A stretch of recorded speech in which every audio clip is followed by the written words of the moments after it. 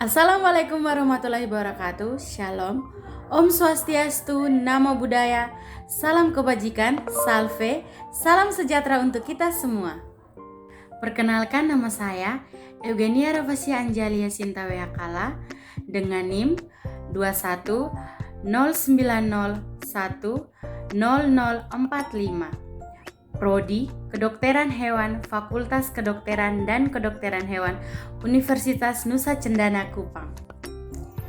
Tujuan saya membuat video ini untuk memenuhi nilai UAS mata kuliah Bahasa Indonesia dan untuk menambah wawasan bagi para penonton video ini. Terima kasih. Saya coba menjawab pertanyaan nomor 1. Yang pertama, ditanyakan tentang kesempatan kita untuk mendeskripsikan 3 faktor dalam ragam bahasa. Yang pertama, faktor budaya. Faktor budaya, menurut saya, setiap daerah mempunyai perbedaan kultur atau daerah hidup yang berbeda, seperti wilayah Jawa dan Papua, dan beberapa wilayah Indonesia lainnya. Yang kedua, faktor sejarah. Setiap daerah juga mempunyai kebiasaan dan bahasa nenek moyang yang sendiri-sendiri dan berbeda-beda. Jadi dari setiap daerah manapun mereka pasti memiliki ciri khas yang berbeda, maupun cara bicara, maupun sikap dan budaya mereka masing-masing. Faktor yang ketiga yaitu faktor perbedaan geografi. Setiap daerah memiliki daratan yang berbeda, seperti wilayah di daerah pantai, pegunungan yang biasanya cenderung menggunakan bahasa yang singkat jelas dengan intonasi volume suara yang besar, berbeda dengan pada pemukiman padat penduduk yang menggunakan bahasa lisan yang panjang lebar dikarenakan lokasi yang saling berdekatan dengan intonasi volume suara yang kecil.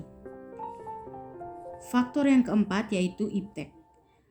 Pengetahuan yang semakin berkembang beriring dengan perkembangan globalisasi dengan teknologi menyebabkan munculnya berbagai varian data dan kata baru dalam bahasa serta pembaruan kosakata. Sekian jawaban untuk pertanyaan nomor 1. Saya akan coba menjawab pertanyaan nomor 2 mengenai kalimat efektif. Kalimat dianggap tidak efektif karena tidak logis ketika sebuah makna kalimat tidak bisa diterima oleh akal atau pikiran sehat. Maka kalimat tersebut termasuk kalimat tidak efektif. Ketidaklogisan kalimat biasanya disebabkan oleh penggunaan kata atau ejaan yang salah. Saya akan memberikan beberapa contoh tentang kalimat efektif dan tidak efektif. Saya akan merubah kalimat tidak efektif menjadi kalimat efektif. Contoh yang pertama, pencuri berhasil ditangkap polisi. Kalimat ini jelas salah dan tidak termasuk di akal kita karena pencuri tersebut ditangkap polisi. Itu merupakan kalimat gagal. Dengan demikian yang berhasil adalah polisi. Maka kalimat tersebut harus dibenarkan menjadi polisi berhasil menangkap pencuri. Itu contoh yang pertama. Contoh yang kedua, kata Dirgahayu RI ke-74. Kata tersebut kita cukup ganti dengan Dirgahayu RI saja. Jika ingin mengubah kata Dirgahayu, sebaiknya jangan diberikan imbuhan hud. Karena menurut KBBI, Dirgahayu merupakan kata sifat yang memiliki arti berumur panjang. Sedangkan dalam KBBI, hud juga memiliki arti yang sama, yakni hari ulang tahun.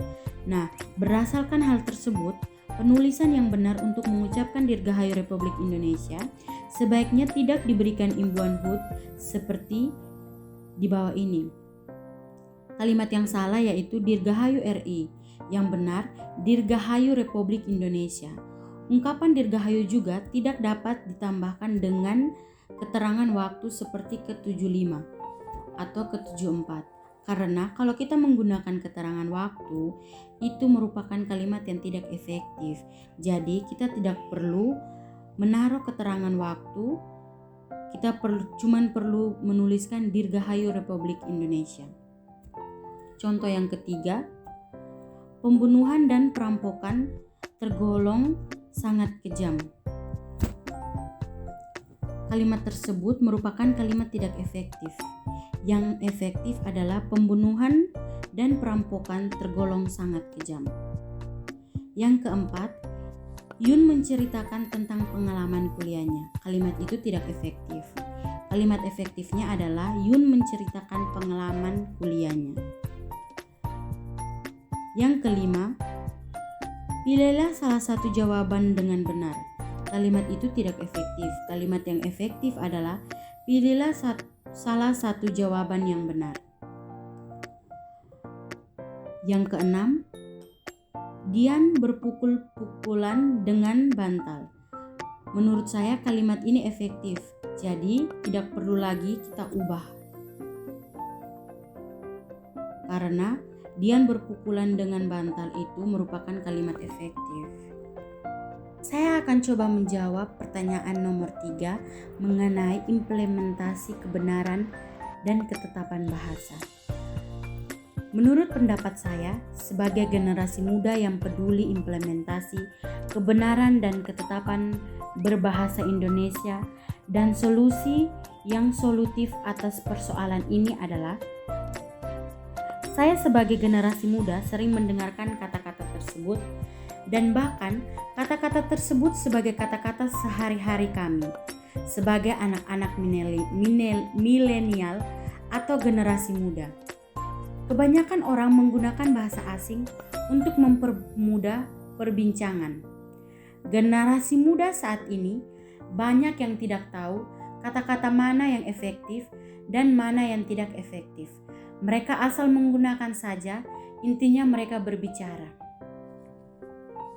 Kehidupan dan interaksi anak muda milenial pun terlepas dari kontaminasi bahasa. Penggunaan istilah-istilah yang entah dari mana asalnya semakin menghilang wujud asli bahasa Indonesia. Di era milenial ini, bahasa Indonesia banyak tercampur dengan bahasa asing atau biasa disebut bahasa kids zaman now. Menggantikan istilah remaja masa kini, woles yang menggantikan santai konon diambil dari kata slow yang diucapkan terbalik, serta masih banyak istilah yang sebelumnya tidak dikenal. Dahulu bahasa Indonesia digunakan dengan baik dan benar sesuai kaidah berbahasa yang tepat.